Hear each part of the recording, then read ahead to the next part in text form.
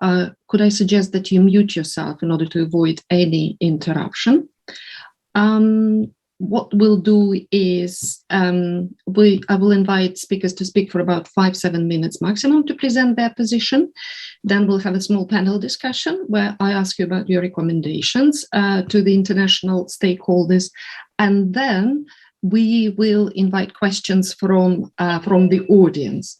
And the audience can use either the chat function or raise their hand, which they can see at the bottom panel of their screen. Just to mention also, we have 3 working languages, English, Russian, and Belarusian, and simultaneous translation. So for that option, yet again, there is a button called interpretation at the bottom of your screen. So please use it if you require any translation. The final thing to mention before I introduce our speakers is that the webinar is also live streamed to YouTube, and the recording will be available after the discussion on the websites of the 3 centers I mentioned at the beginning. So now perhaps the most pleasant part is the introduction of our speakers today. I'll begin with Franek Wieczorka. Hello. Franek is a senior advisor to Svetlana Tikhanovskaya and now a regular attendee and speaker at Oxford Belarus Observatory webinars. So Franek is also head of the Foreign Policy Department at Svetlana Tikhanovskaya's office. He is also a non-residential fellow at the Atlantic Council's Eurasian Center, and also a journalist by training who, having worked in various capacities around the world. I should mention one more thing, which impressed, obviously there are a lot of impressive things about Franek's biography, but this one is perhaps one of the most impressive, that Franek was the first Václav Havel Fellow at the Radio Free Europe on Havel's personal recommendation. The next speaker is going to be Vladislav Inozemtsev, who is here with us as well, who is founder and director of the Center for Post-Industrial Studies. He is also professor of economics, head of World Economy International Trade Division at Moscow State University, and also professor at the High School of Economics. Vladislav, we will need your recommendation how you combine all these positions so effectively. Vladislav also a member of the Council on Foreign and Defense Policy. He is also a presidium member of the Russian International Affairs Council. He's also columnist at the same time. So lots of parallels with Franek's activities too. So columnist at Ведомости, Московский комсомолец, Аргументы and Факты, but also Комсомольская правда. And most recently, Vladislav, you mentioned now that you spent half a year in Washington, D.C., having another position there, which I missed. Yeah. Okay, working on Russian program there. The next speaker will be Arkady Moses. Hello, Arkady. Arkady is also well known and perhaps does not need any kind of in-depth introduction, just to mention that Arkady is a program director for the EU Eastern Neighborhood and Russia Research Program at the Finnish Institute of International Affairs. And he's also a member of PONARS, Eurasia at George Washington University, and also a member of EU-Russia Expert Network, EU-REN. He worked in various capacities yet again around the globe, including Chatham House, and he is also a visiting scholar to the Danish Institute of International Affairs, which sends hello to you. I was there recently. And a fellow at the Woodrow Wilson Center. And he is also a very prolific writer and a media commentator. So welcome, Arkady. And we are hoping that we will have also Ruth Diamond from the King's College London, who will join us, I hope, later. Eleanor, she's here. She's here. Sorry, yes. I can't see her. Okay. Waving to you. Sorry, I'll just put, okay, I'll put gallery. Oh yes, hi Ruth, sorry. Hello and welcome too. So Ruth is a senior lecturer at the Department of War Studies at King's College London. But before joining King's, Ruth also worked at Her Majesty's Treasury in areas including UK policy towards the international financial institutions and the Department of the Private Finance Initiative. So her first degree actually was in English language and literature from Oxford, and also in English and European Renaissance drama from the University of Warwick. Ruth is convening the department's Russian and Eurasian Security Research Group, and currently focuses on Russian foreign policy, particularly towards the post-Soviet space. And also Ruth is a very prolific writer and regular media commentator. So I think we have an absolutely star list today to have a very important discussion with the focus on Belarus-Russia integration, which, as you know, has intensified over the recent years. At the same time, raising a lot of questions, especially that why do we need another integration if there is already one more or less functioning, i.e. the European Eurasian Union. So today we will explore the nature and especially the implications of this increased integration for the country, for Belarus especially, but also for the wider region, especially under the current circumstances of a looming war, Russia-Ukraine war in the post-Soviet space. So as I said, speakers, I would invite speakers to give their 5-7 minutes position. And then we'll have a panel discussion with recommendations for the international stakeholders, and then we'll start gathering questions. Thank you. Perhaps Franak, I'll pass the floor to you. Thank you. Thank you, Elena. Congratulations on this event and fantastic group of speakers. Belarus-Russia topic is super actual right now, especially having thousands of troops and military vehicles coming to the country on a daily basis. And there is ongoing discussion, will these troops are going to stay in the country or will they leave? And the recent news came from Ministry of Defense of Belarus, saying that of course they will leave, but some other sources, they're not so sure. And intelligence that we receive also say that there is a huge, big possibility these troops will not leave the country just after the drills on February 20, but will stay longer, which will definitely create the risk and threat to Belarus independence and sovereignty. And this uncertainty, which we have right now with these Russian troops in the country, it exists around Belarus-Russian relationship for 27 years. Since Lukashenko came to power, since Russian-Belarusian integration started in the end of 90s, we always were living in this uncertainty. Nobody understood what is the Union state.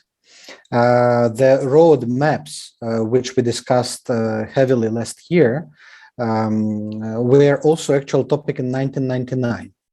And for those who remember that time, they raised the same alarm about road maps 23 years ago as in 2020.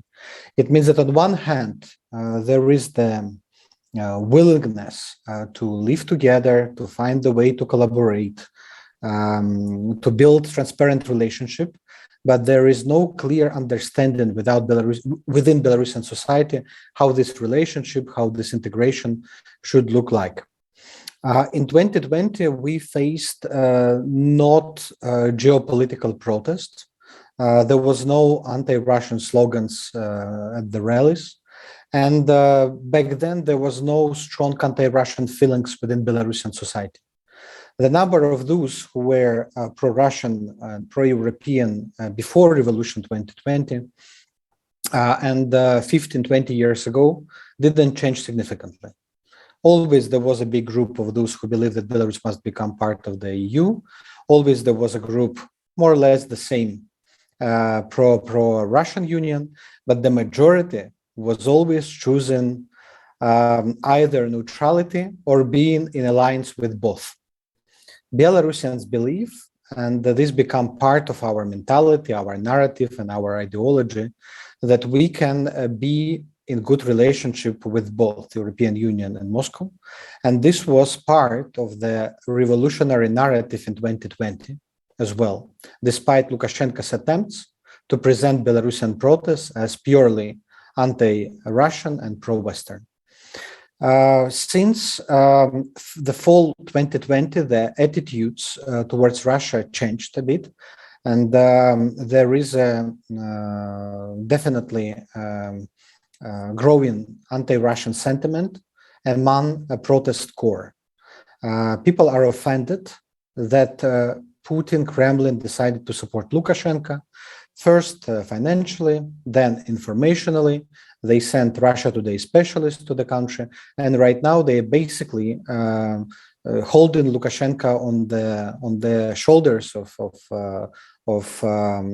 Russia, allowing him to stay in power. This anti-Russianism, it's not toxic. I think it is related more to misunderstanding. Yesterday there was a very interesting movie published by Yuri Dudь, popular Russian blogger, where he is interviewing people who fled Belarus. Among them, you could see people who say, "I was always pro-Russian, I was always loving Putin, but I don't understand." And I think this change in sentiment, it is connected primarily to misunderstanding of illogical behavior of Russia after 2020, because Russia could behave differently. At least it could not openly support Lukashenko. This is something most of us hoped on.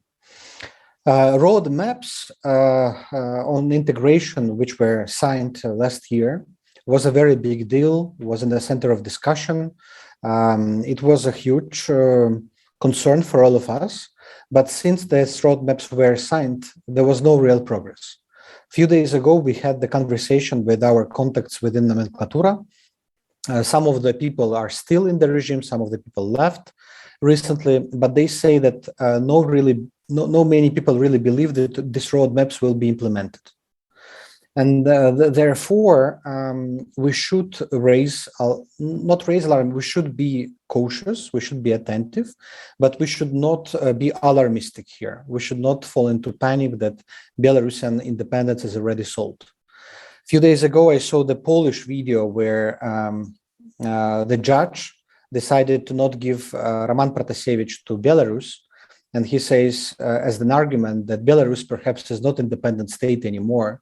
So therefore, we will not give Roman Protasevich back to Belarus. I think this is too extreme position.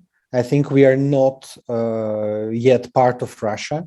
And this kind of claim is a bit misleading, saying that Belarus is not an independent country anymore.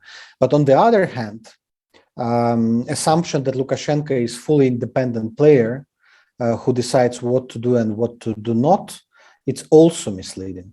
I think the truth is somewhere in between. He is trying to use the situation, the conflict between Russia and Ukraine in his advantage. He is trying to demonstrate symbolic loyalty by sending troops to Kazakhstan, by letting Russian troops come into Belarus. This is also the price he pays for the support Kremlin gave to him in 2020 and continues to give at this moment.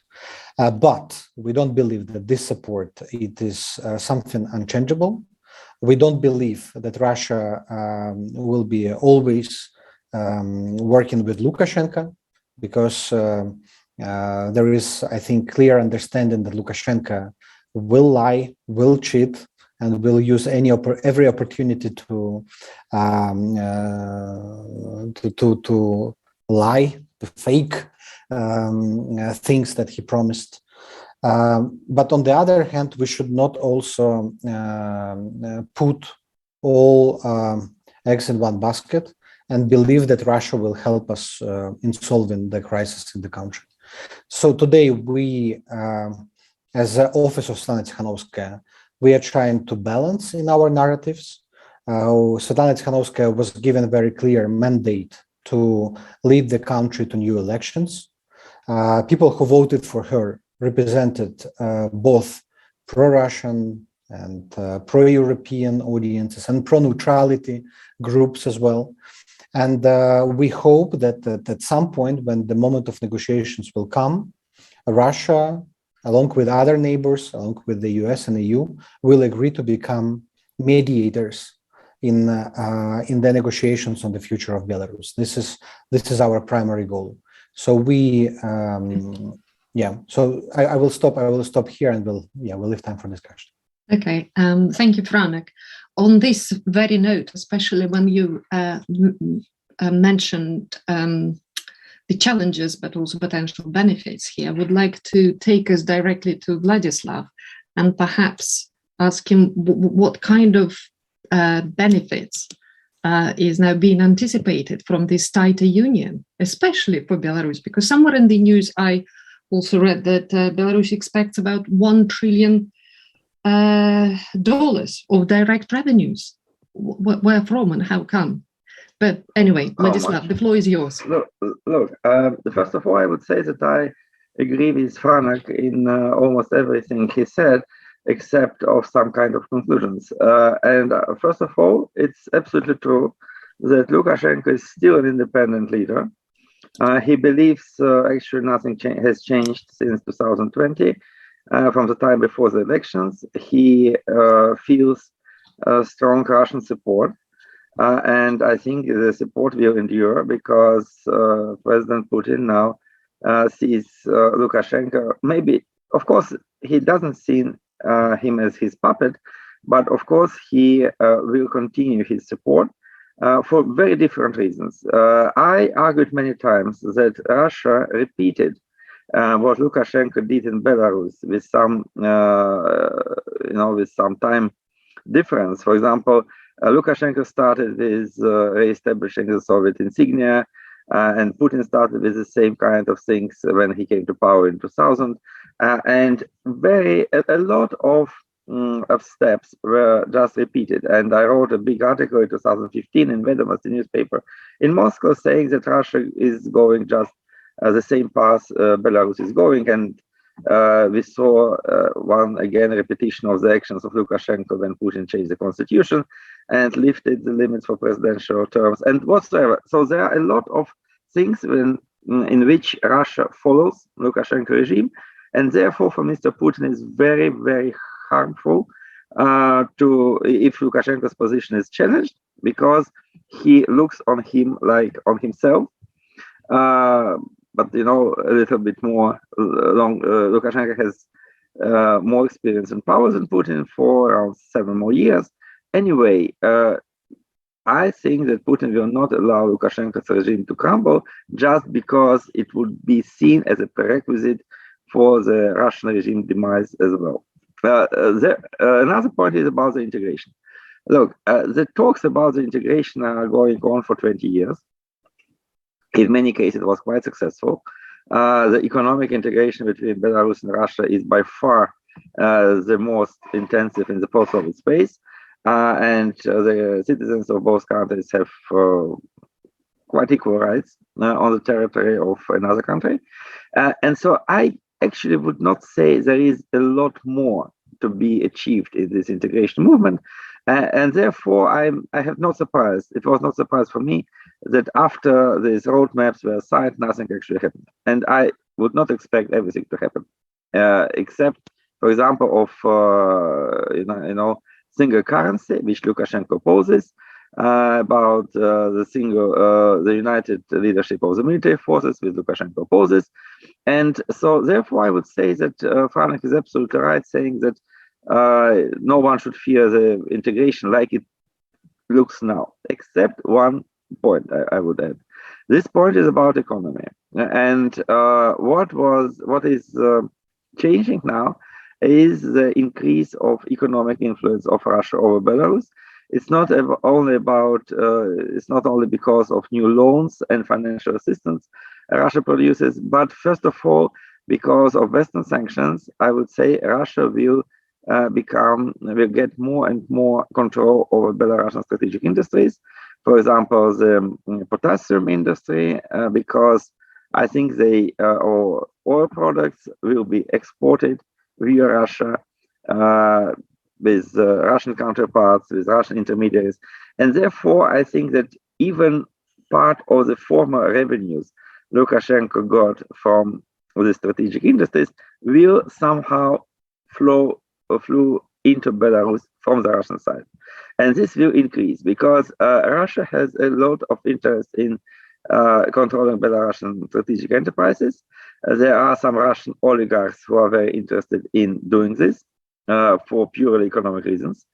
And this is where the interests of Russian political elite and Russian business elite actually coincide. And therefore, I would say that Belarus will presumably lose part of its economic independence, even it remains a fully independent country politically, as it can be seen from abroad. And other several points I would mention, then I would stop. First of all, I would say that Russia is, from my point of view, is not entirely interested in fully integrating or enclosing Belarus into Russia for different reasons. Because Belarusian people are much more now, at least pro-European. They're much more independently thinking. They're much more prone to act politically as they did in 2020. Nothing comparable happened to Russia for 20 years. And so I would doubt that Mr. Putin wants to get another 9 million citizens into Russian citizenship who might become quite, a driving force for new, this time Russian protests in some cases. Another point is that I absolutely exclude the possibility that Mr. Putin will embrace Ms. Lukashenko, Ms. Tikhanovskaya sometime, even if there are another wave of protests in Belarus. I think that after what happened in 2020, 2021, he will never have a dialogue with Svetlana. And if Putin or if Russia will back if Russia backs some opposition figure in Belarus, it will definitely not be Svetlana, because Mr. Putin definitely don't want to have any deals with someone who is backed by the popular movement. He is very proud of this. The last point is about the Western political attitude and what can be done. Actually, I will just send to anybody my recent article in The Independent. It was published on December 2nd, when in Brussels anti-Lukashenko sanctions were debated. And actually, I think that sanction policies should be tightened, and it should be aimed on cutting all trade flows from and via Belarus, because actually Belarus is a very it's very important transit route for the Russian goods coming to Europe and for European goods coming to Russia. And also it is seen as a part of maybe China-Europe corridor versus Russia and Belarus. So if the Europeans can actually completely cut all the transit flows from via Belarus, it will be a very huge blow to Russia, even psychologically. Yeah, so there are a lot of other kinds of sanctions which should be, I think, implemented. And what is most important, and I will stop here, that all these sanctions, the Europeans or the Americans or the British, they should make it very clear that all these sanctions will automatically be expanded on Russia if Russia incorporates Belarus in its political structure. So Putin should understand that if he wants to get Belarus, he will get this with a lot of other problems he will incorporate in daily Russian life. That's it. Thank you very much, Vladislav. Some very interesting points. Actually, on the last point of sanctions, just to mention that our next webinar in a week's time will be dedicated to sanctions. So I do hope that you will attend it as well, together with our large audience. Thank you. What you've mentioned there, sort of suggesting that perhaps deeper integration may not necessarily be the case, but deeper dependency of Belarus on Russia is definitely going to the pace, actually takes us very neatly to Arkady.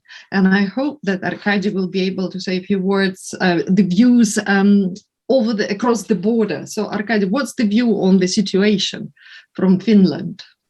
Thank you.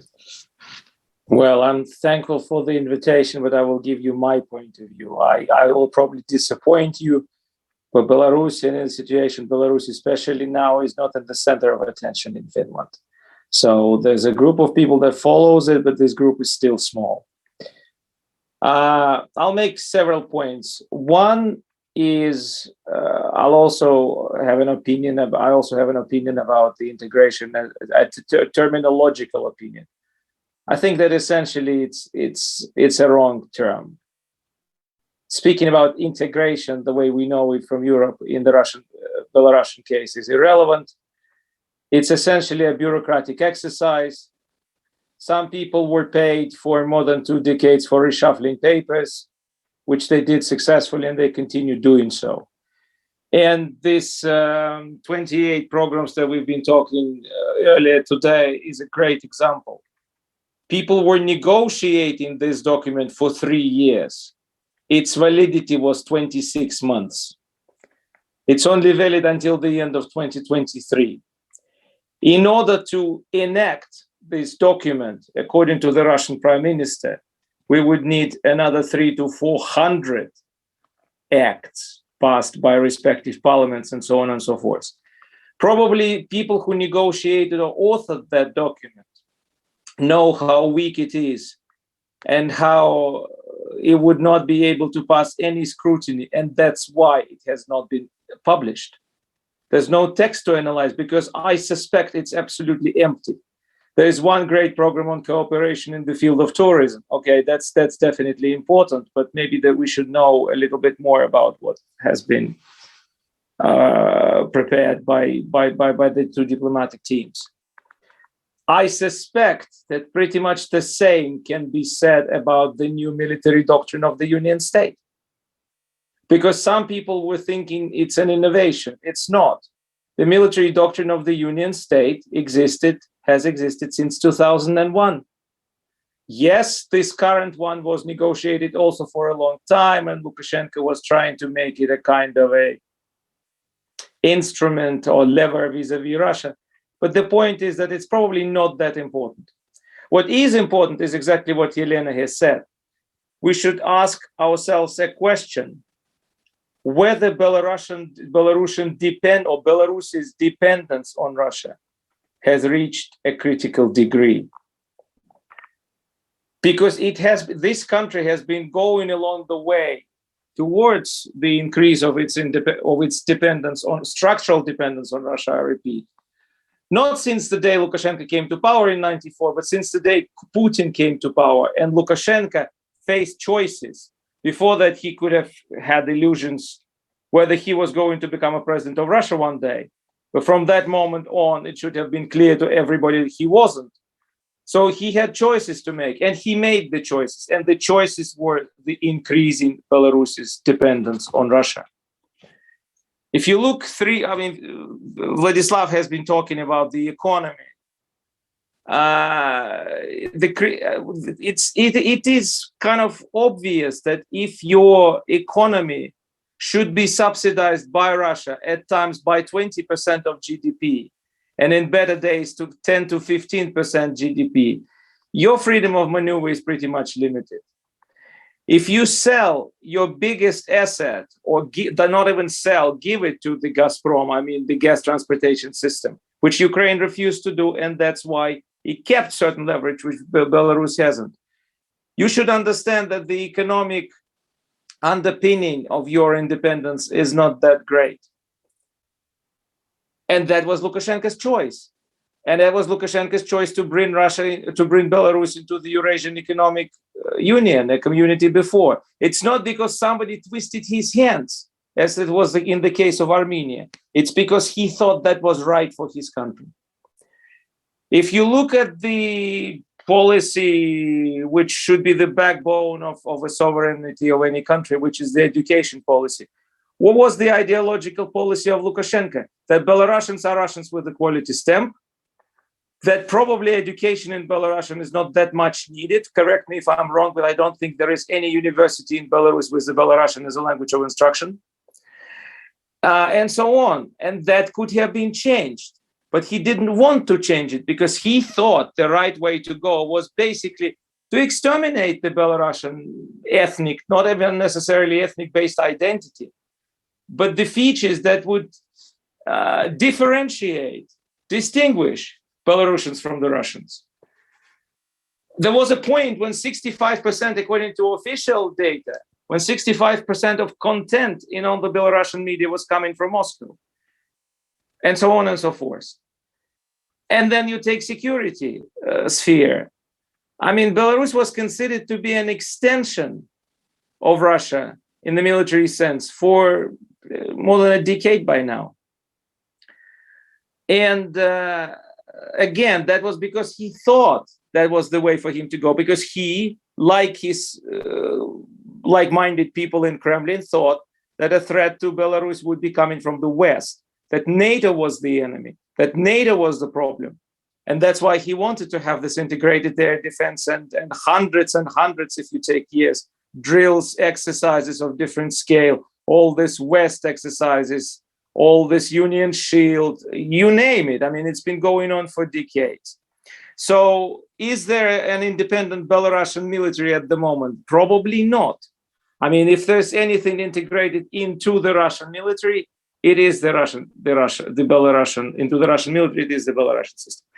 So, but this is not the end, and this is where the paradoxes start, because if you ask the question, you can still argue it both ways, because you can say that the critical degree has been achieved. I was saying it myself for many years.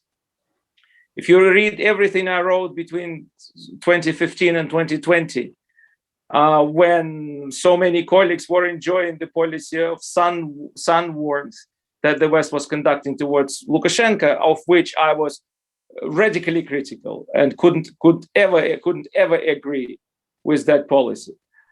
So one of the conclusions that I was making was that Russia was not concerned at all.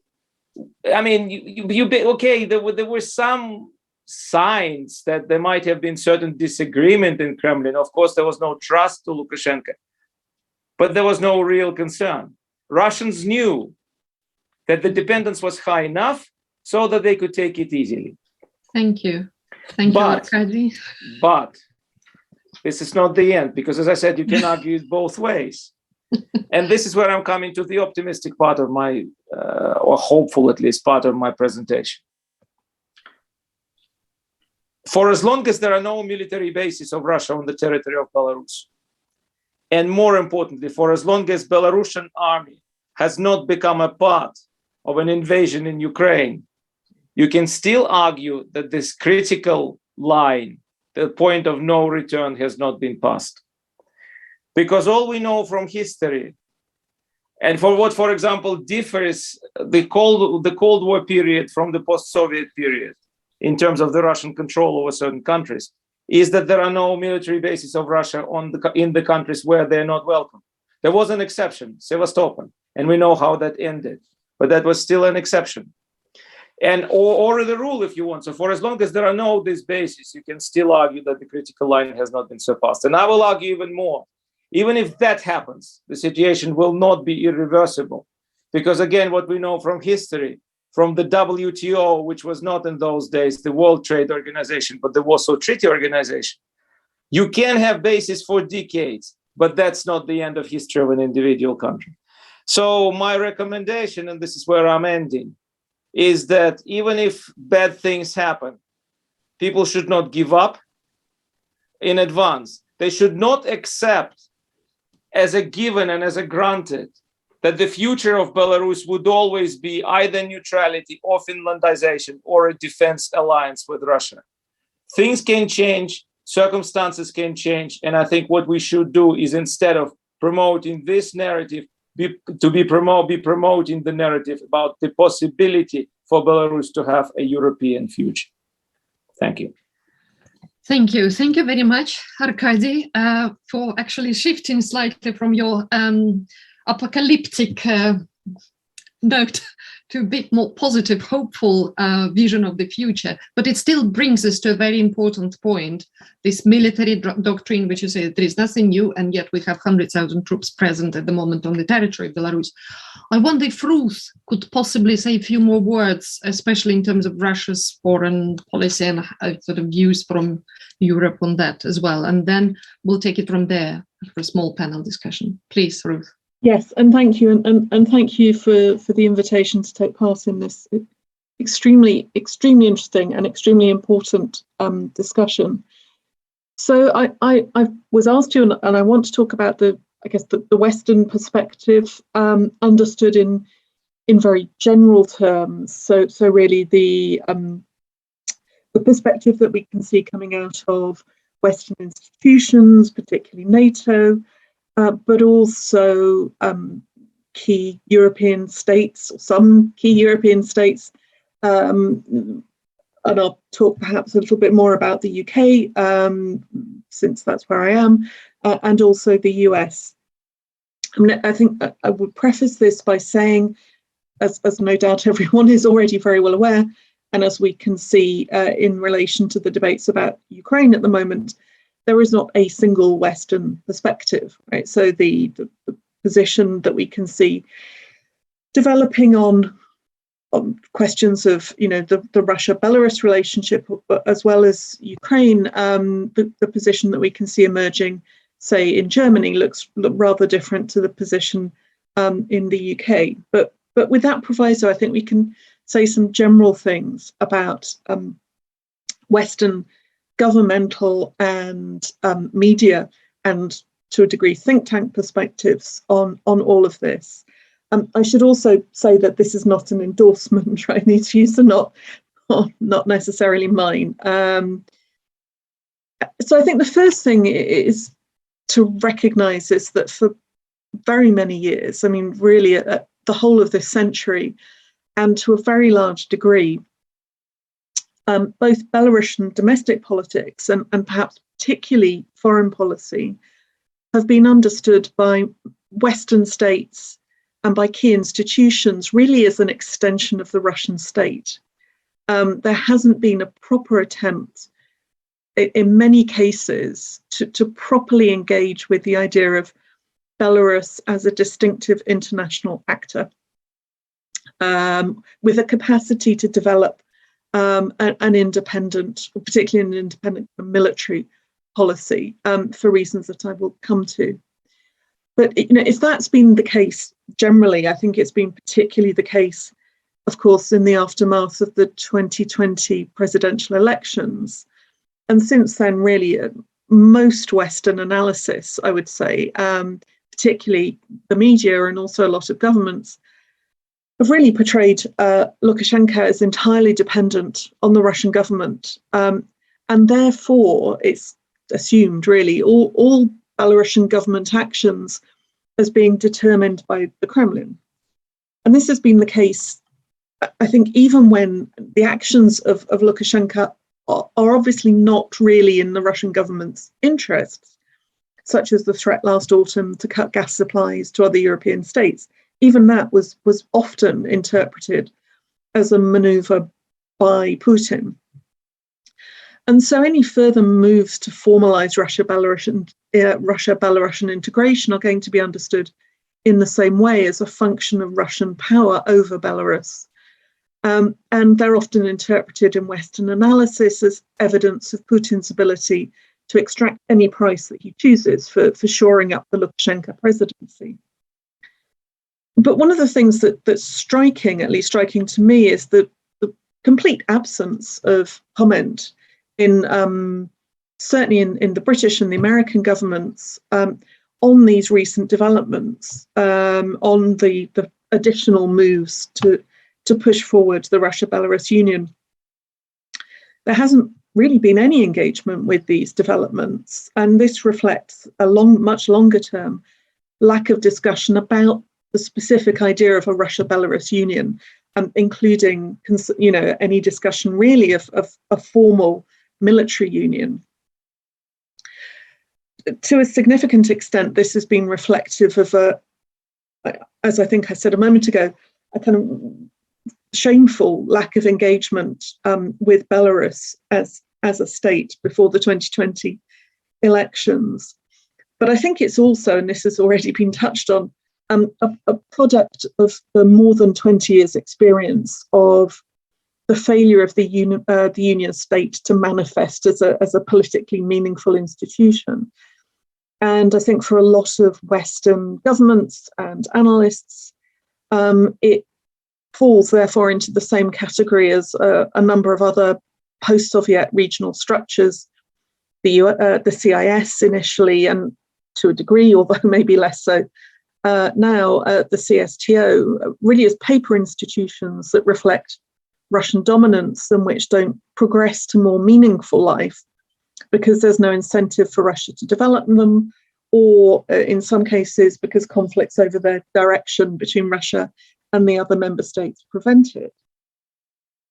Of course, none of this is to say that Western states and analysts are not currently interested in Belarus as a European actor and in the fundamental role played in that regard by integration with Russia. And on the contrary, I think at the moment we can see that perhaps for the first time in the post-Cold War period, Belarus is now understood as an important factor in the European security situation. And the two areas in which this is most visible, of course, are the migrant crisis at the border with NATO and EU states and the current very significant buildup of Russian troops on Belarusian territory. In both cases, but particularly the latter, Belarus's role is often seen, I think, as little more than effectively a prosthesis for the Russian government, a means for the Russian government to extend its strategic space and to apply pressure to NATO and EU states via their weak spots. And this is particularly true for the migrant crisis, of course. And very often, the Belarusian government, Lukashenko's own motivations, again, particularly in the case of the migrant crisis, are too often neglected, though not entirely, but they're subsumed very often under concerns about what Putin is doing in relation to these things. But there's also, I think, we're seeing, and at least in the UK, to the extent that Belarus is being talked about by the government, we're seeing a kind of widening of the narrative, and some, and most strikingly the current British Foreign Secretary Liz Truss, is interpreting the closer relationship of Russia and Belarus as part of a broader axis of authoritarianism that she thinks, or she has been talking about, as emerging, something that includes China and other authoritarian states, and against which the UK in particular and the West in general has a duty to defend its allies and its values. And in this context, any development of the Russia-Belarus Union, to the extent that it's acknowledged, assumes not just an importance for the security of European and of Eastern and Central Europe, but a significance for the future shape of international order. Obviously, whether that assumption has real-world consequences for policy remaking remains to be seen.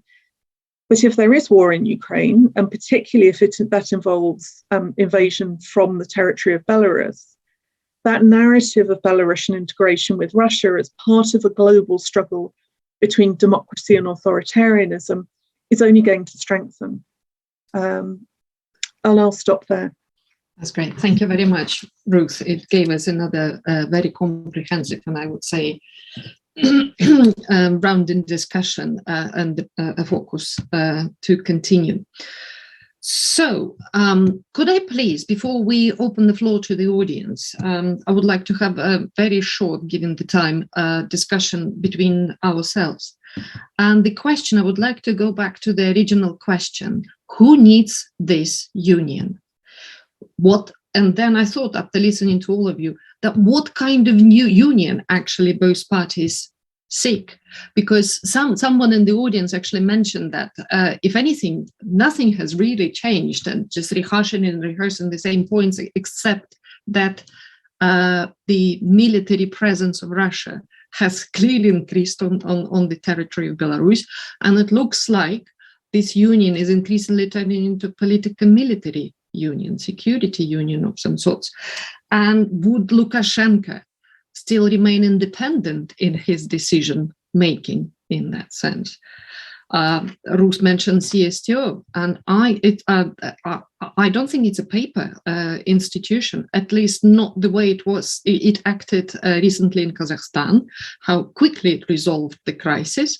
And now the fact that we have this military presence in Belarus, allegedly in preparation to all sorts of encroachments nearby. Its purpose and implications, well, some call it bluntly, occupation of Belarus. So what kind of union? Why we need this union?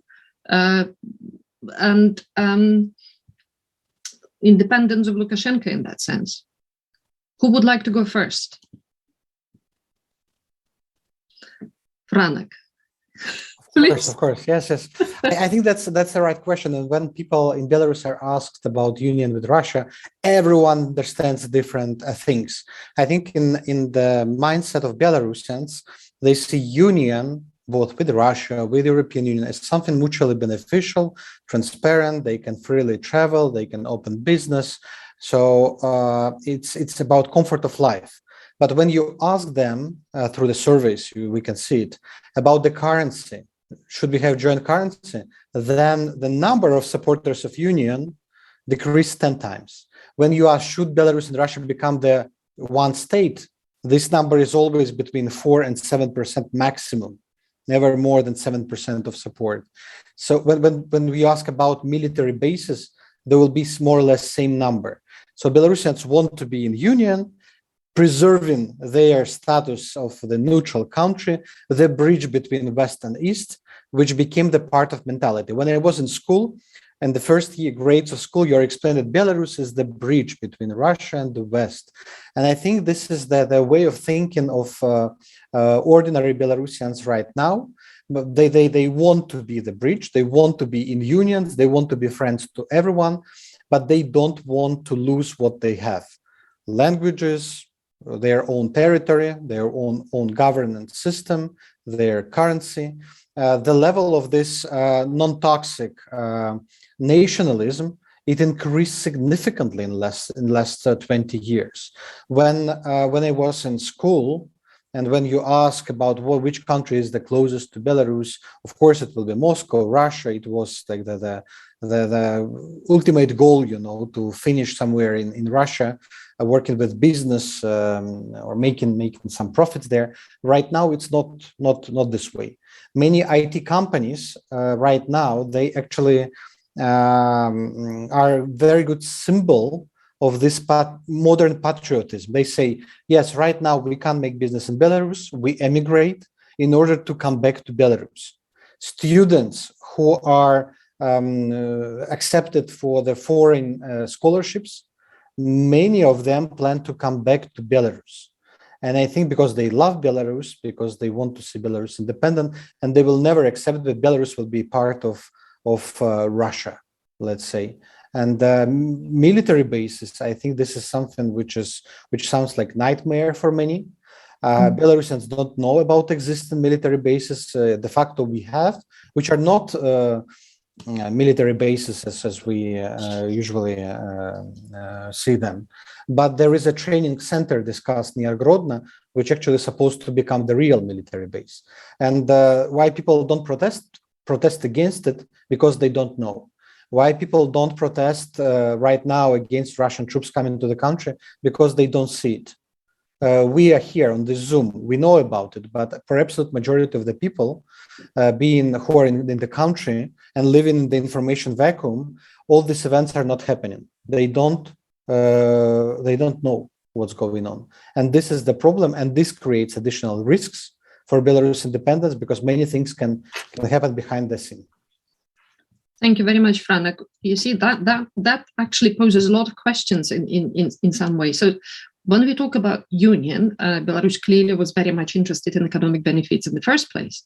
But then these benefits were provided to a degree by the potential of the Eurasian Economic Union, to which Belarus was reluctant to join, then why now? Why another union? And it looks like actually very much the incentive comes from Russia, who actually seeks very much the security political union. Reading into actually the commentary by Dmitry Mizentsev about what he called new military doctrine, the purpose of this new military doctrine, as he said, is to ensure consistency of defense policy and rapid response to any insurgencies or problems. So what kind of union? Arkady, you look very stern there. I'm not sure I actually understand what we are talking about. Because if we are talking about union, as Franek has just said, something vague, amorphous, which nobody understands, this is one story.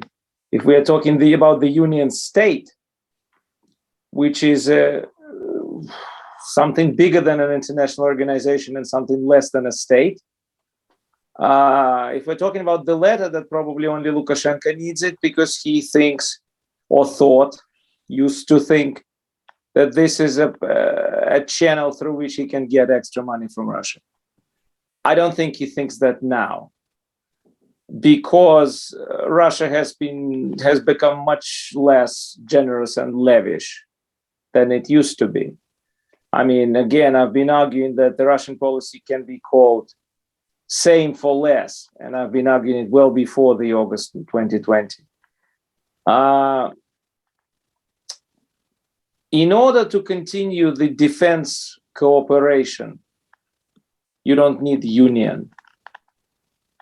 If you're Russia and if you want a defense alliance, you don't need the union state. You just make a defense alliance. I'm not even sure whether Russia wants a proper defense alliance. It wants the right and the actual possibility to use Belarusian territory and their space if need be. In order to achieve that, you need to corner the ruler like Lukashenko.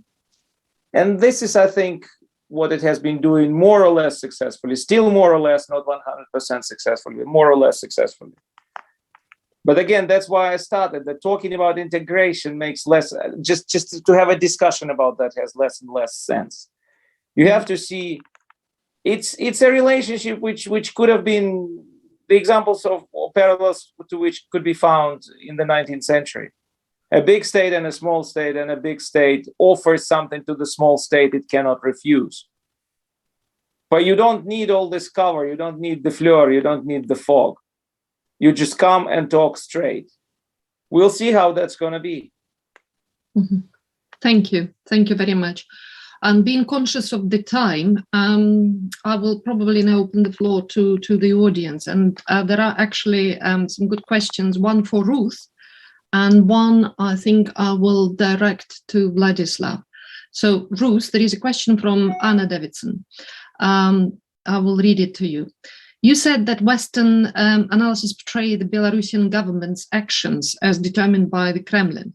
So in what ways would you say that Lukashenko's behavior has been independent of the Russian government?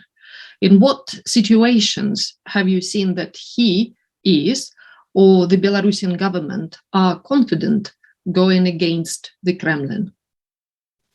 Yeah, good question. I mean, I'm not actually suggesting the latter at all. I don't think that's something that we can see, right?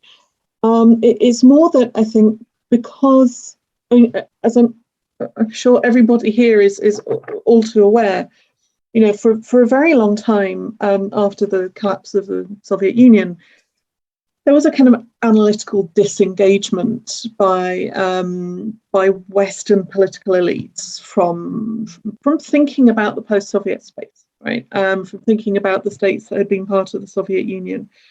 And far too often the focus was exclusively on Russia. There's been very little focus on Belarus, which is one of the major problems from my perspective. And I think that feeds into a tendency. You know, politicians, probably, I don't know, this is just my perspective as a former civil servant, but politicians will often go for the easiest line, right? The easiest thing to understand. And the easiest thing for Western politicians to understand, I think, really is that Belarus is basically, a subset of Russia from a geopolitical point of view, from the point of view of military concerns. That we therefore don't need to consider whether the Belarusian government has its own interests in relation to the West, for instance.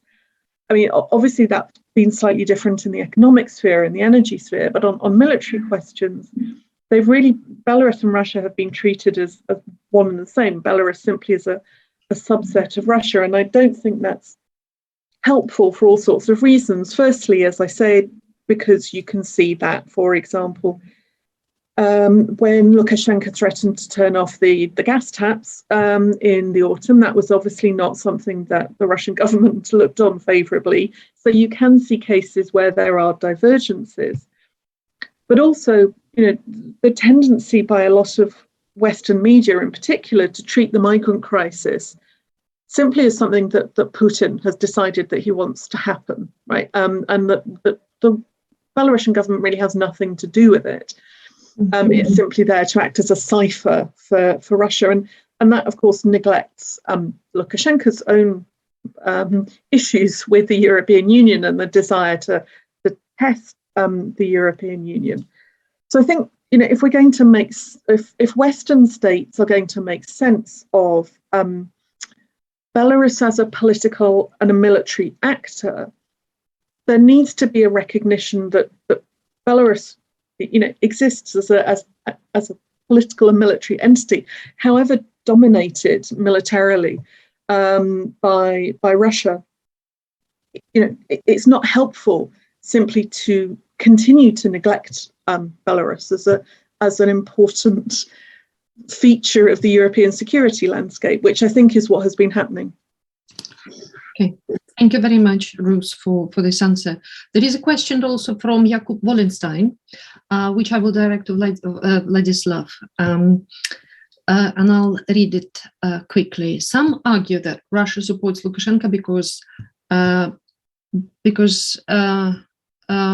Belarus is their best guarantee for safeguarding their geopolitical interests. He would and could never take the country west. And that in order to stop supporting him and maybe even embrace a more pluralistic, not to say democratic alternative, in Belarus, they would have to have a different type of guarantee or like military base. What do you make of this argument? Look, there are 2 points here to mention. First is about Ms. Tikhanovskaya and the way she came to, maybe not to power, but to the result she showed in presidential elections in August 2020. For Mr. Putin, I would say it's the very idea that someone who challenged your ally in a democratic fashion, democratic manner, and came to power and approaches you as a partner in negotiations is absolutely impossible to take as a granted. So from my point of view, if there was another chance for Belarusian opposition to build a relationship with Russia, if, for example, it were someone who well before the presidential campaign made good ties with Moscow, who was greeted in Moscow and in the Russian elite as well as a possible contender to Lukashenko. For example, as Mr. Babariko seemed he might be like a person like this. In this case, yes, might be Moscow would speak to this person and acknowledge him or her as a president and build up their strategy towards new Belarus. In Tikhanovska's case, it's absolutely against any rules that Mr. Putin wants and is ready to follow. So the democratic election and the person who wins the democratic elections couldn't be Putin's best friend, as Yushchenko never was, as Poroshenko also never was. And in many cases, we have the same situation. This is the first point. The second point is about the West. Yes, of course, the security issue for Mr. Putin looms very large. And all this quarrel with Ukraine and with the West, the recent quarrel is going because of Russia presumably wants security guarantees. And of course, Belarus, under any other person than Lukashenko, because he is assumed as a rogue leader. So Belarus might be a good, I would say, partner to the Western countries, and this is unacceptable for Russia. So yes, there are 2 points here. First, personality of Ms. Tikhanovskaya, and the second, the security concern that will prevent Moscow from, accepting this alternative, I would say. Yeah, it's a very complex issue. Okay. Thank you very much, Vladislav. On that, actually, I would like to pick up another question from the audience, which I will probably... May I jump in here, Elena? Yes, please do. Very quickly, 2 sentences. Lukashenko without the military base is a guarantee that Belarus will not go west. The military base alone will not be able to guarantee that, because if there is a different government, the base will not help. I mean, that's what Putin remembers from his own young years in the DDR and how all that ended. Lukashenko and the military base is, of course, even a better guarantee, but Lukashenko alone is enough. That's the dilemma of Russia. That's why they again, I've been arguing this for decades, that they will stick with him. Yes. Although, despite all the things that they don't like about him, but I mean, they don't really know how to get rid of him and keep everything that is guaranteed under him still guaranteed. But it's another long story. But base is not a replacement of Lukashenko. Okay, that was actually very opportune, because the question I was going to pick out from the audience was about this kind of geopolitical consequences. So I'll read it to you. That's from Alexander Amonak. The Belarusian protest did not include a geopolitical aspect, but rather it has geopolitical consequences. What kind of consequences do you think there are? Well, we already mentioned, Lukashenko plus military base is superb guarantee for Russia to retain the status quo. But when would the balance be tipped off in one way or another? Anyone?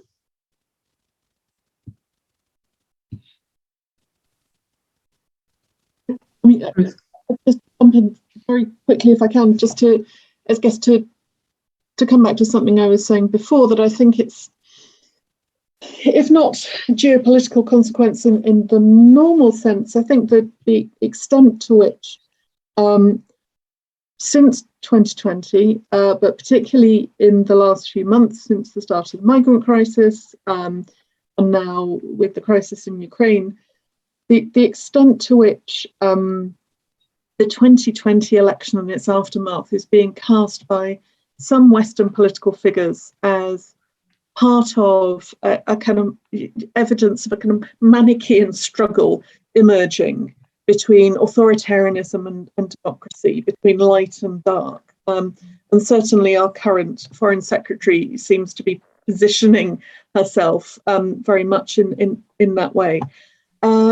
I mean, that has significant implications, I think, for how states like the UK engage with how you go about resolving the current crisis. For example, if it's seen not just as a question of European security, for example, but in the aftermath of the 2020 elections, as evidence of these kind of blocks developing based on divergent values, but with military geopolitical consequences attached to them, then that becomes very significant, I think. And it actually, of course, makes crises much harder to resolve, because they become not just about the crises, but about much more fundamental issues. I think one colossal geopolitical implication of the protests the way they went was that the West, that it allowed the West to stay absolutely passive in the first several months, because they basically said, it's not about us, it's not about geopolitics, we can withdraw.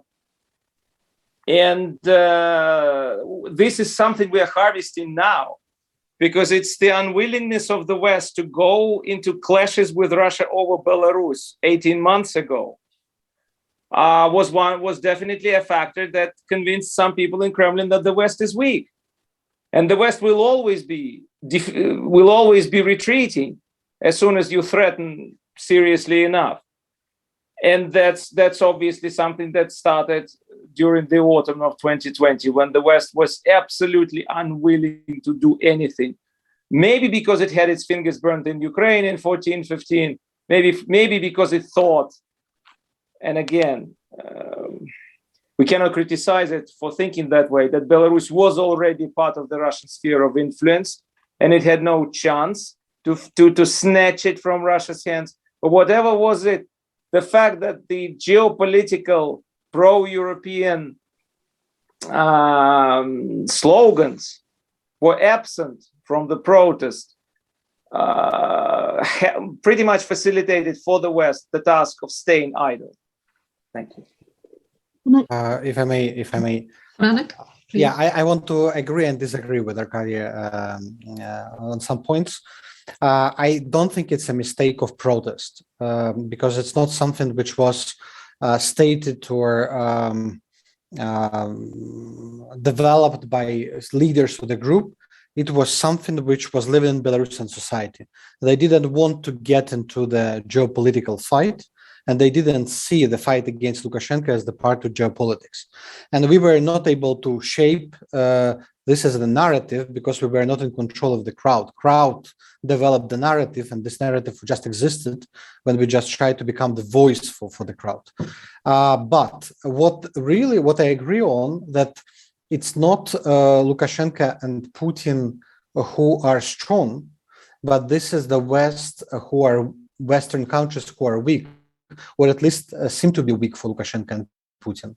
Because Lukashenko actually, he enjoyed many months of non-reaction when sanctions got imposed there with many loopholes, and they just raised the price for potash, and potash continued to come to buyers. After Protasevich and even now with the cow, there is no unity among Western countries. And Lukashenko, of course, and migrant crisis, the same story. So he basically didn't face much reactionary response, which created the feeling of impunity and understand that he can continue and raise stakes. And this was for Lukashenko, this was for Putin, the same story. And I think if the West right now will put Belarus on the agenda, will be same firm in statements, at least, about Belarus, like about Ukraine, it could help us a lot to prevent the worst case scenario. And let me propose here some recommendation for the international community and for the European Union. So I really think it's the good moment for the European Union, for signatories of Budapest Memorandum, for those who care about Belarus, to release the statement position like the Americans released Belarus Democracy and Sovereignty Act, something that will raise the cost and that will declare that Belarusians deserve to decide, to determine their future by themselves, and no Russia or other countries allowed to misuse Belarus in their geopolitical or other interests. We had many discussions with European parliamentarians, etc., but there is no such law. Other thing, not law, but act, something that could serve as the law, and will create commitment for our allies to defend Belarus independence. We see here many words of support for Ukraine and very little about Belarus. It's also important to support Belarusian identity, Belarusian language, Belarusian media, everything which is strengthening Belarusian identity. And this could be even stronger than military bases. When identity will be strong, when Belarusians will feel Belarusians will cherish Belarusian independence, then the integration, occupation, or foreign influence will be much less effective. It's very important to increase sanctions, increase pressure on the regime, but also make sure Russia does not misuse this weakness of the regime and is not buying out the enterprises, which is also a possible scenario. And it's very important to not legitimize Lukashenko by speaking to him, talking to him, calling him, sending ambassadors. Some European states are considering sending ambassadors and presenting credentials to Lukashenko, as well accepting his ambassadors in their country. In this moment, it will be very bad signal to Belarus society as well. And I think this combination of pressure and assistance to civil society, which is continuing struggle in very bad circumstances, it could help us actually to remain resistant on one hand, and to make this worst case scenario less possible. Thank you, Franek. Now we're coming to a close, and I'm delighted that Franek actually has started this kind of conclusion with offering recommendations. Can I please invite then Vladislav, Ruth, and maybe Arkady would like to add recommendations based on our discussion, but also your knowledge of the issue. Vladislav, please. Yes, thank you so much. So, look, I agreed with most of what was said. I think that actually there are not so many recommendations these days, because I agree absolutely with Arkady, who said that the time is lost. And I do not see any kind of events which can ignite another wave of sanctions. These days, we should just, and the West should just wait and see what happens after this new debate and voting of the new constitution. Maybe some new protests may arise. Maybe Lukashenko, some Lukashenko's moves might be, might cause another round of sanctions. But anyway, I would say that now we are in kind of rather stable situation with no any, breakthrough in sight. So for coming 1 or 2 years, I would say that everything will be in place. I absolutely exclude any open attack on Ukraine in coming days and weeks. So it's like business as usual. Nothing will happen actually, and the West capacity, the West ability to change the situation is very limited these days. Okay, thank you, Vladislav. Ruth, please. Yeah, well, I agree with all of that. I think. I think part of the problem for thinking about a kind of Western response is, of course, as we've all touched on, that we can't really think about a unified West in this regard, because states have different interests and different perspectives on what's been happening. And I think one of the reasons why you didn't see a stronger response in 2020 was that, of course, the then government in the US, the Trump administration, had a pretty clear policy of not engaging at all with questions of democracy and human rights in the post-Soviet space or in any kind of former Soviet states. So that is kind of an example of the difficulty that we have in thinking about a coordinated Western response. And of course, even a coordinated European response is difficult, given that my own country has now left the European Union. So we can't work cooperatively entirely successfully with our European partners on Belarus or anything else. But there is going to have to be some attempts to engage in more coordination if Western states want Belarus, their engagement with Belarus, their relationship to Belarus, to change at all. And one of the things that worries me is that I don't think Western states are sufficiently focused on Belarus to actually sit down and try to work out their differences on what could or should be done. Although I entirely agree that the issue of constitutional changes, if that does produce protests, may invite a more coordinated response. But I'm not optimistic. Thank you, Ruth. Arkady, would you like what to add? I'm going to say is obviously easier said than done, and yet I will say it. there's no way for Belarus to go back to the social contract it used to have with Lukashenko, not only before 2020 and not only before the protests of 2017, but even before 2010. The country is completely different from what it used to be 15, 20 years ago. We know enough of that. So despite the massive immigration, despite all the tragedy that happened, it's not the end of days.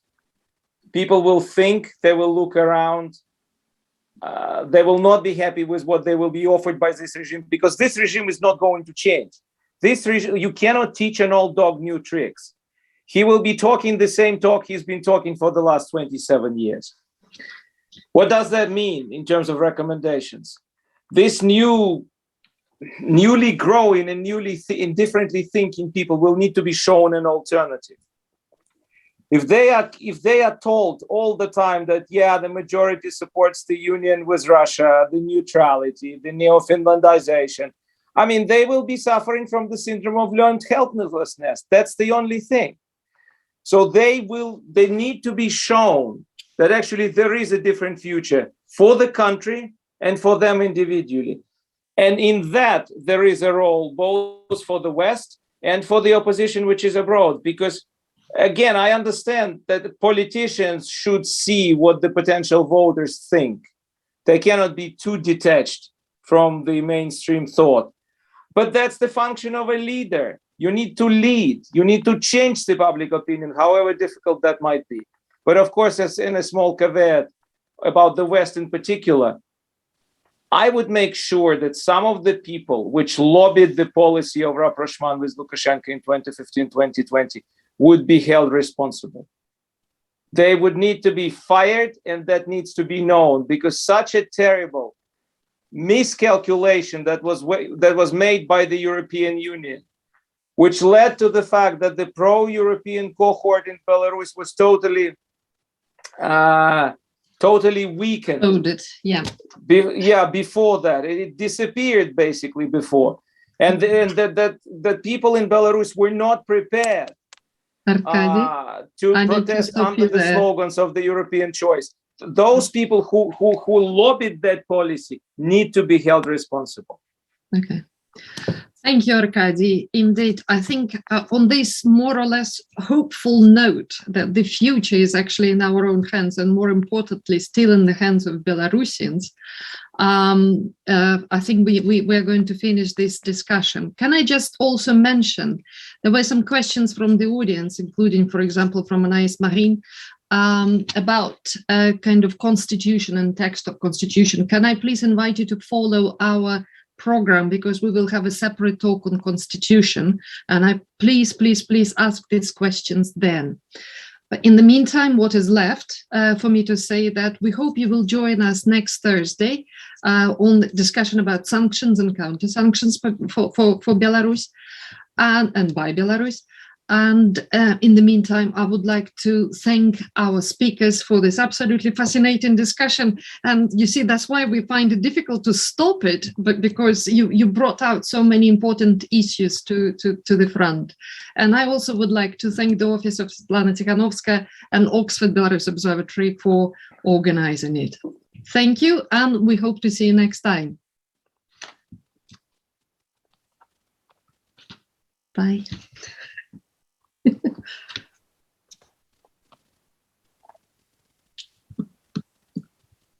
Bye-bye. Recording stopped.